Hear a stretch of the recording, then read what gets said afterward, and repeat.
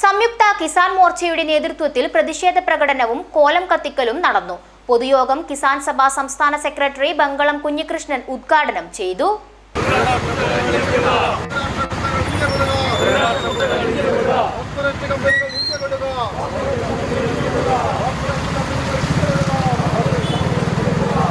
ബഹുരാഷ്ട്ര കമ്പനികൾ ഇന്ത്യ വിടുക, കോർപ്പറേറ്റ് കമ്പനികൾ ഇന്ത്യ വിടുക, താരിഫ് 50% ഉയർത്തിയ സാഹചര്യത്തിൽ അമേരിക്കയുമായുള്ള സാമ്പത്തിക വ്യാപാര കരാറും സ്വാതന്ത്ര്യ വ്യാപാര ഉടമ്പടിയും അവസാനിപ്പിക്കുക എന്നീ ആവശ്യങ്ങൾ ഉയർത്തിപ്പിടിച്ചുകൊണ്ട് അവകാശ പ്രഖ്യാപന സമരത്തിന്റെ ഭാഗമായി സംയുക്ത കിസാൻ മോർച്ചയുടെ നേതൃത്വത്തിൽ കാഞ്ഞങ്ങാട് ടൗണിൽ പ്രതിഷേധ പ്രകടനവും പൊതുയോഗവും ട്രംപിന്റെയും നരേന്ദ്രമോദിയുടെയും കോലം കത്തിക്കലും നടന്നു.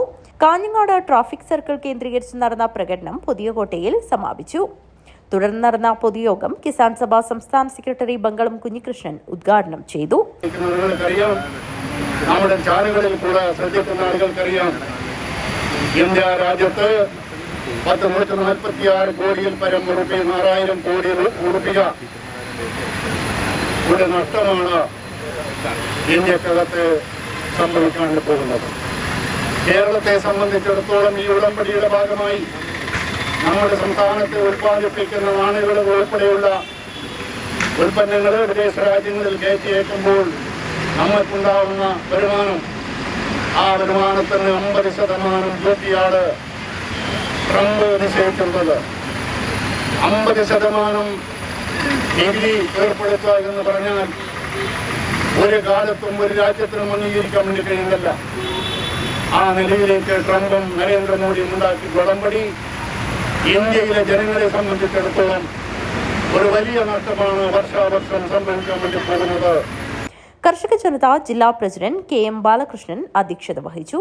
INL നേതാവ് മുഹമ്മദ് കുഞ്ഞി, കർഷക കോൺഗ്രസ് ജില്ലാ പ്രസിഡന്റ് രാഘവൻ കൂലേരി, RJD നേതാവ് പനങ്കാവ് കൃഷ്ണൻ, JDS ജില്ലാ president PP Raju, P Radhakrishnan, Thankamani Villarampathi, Pallikkai Radhakrishnan എന്നിവർ സംസാരിച്ചു.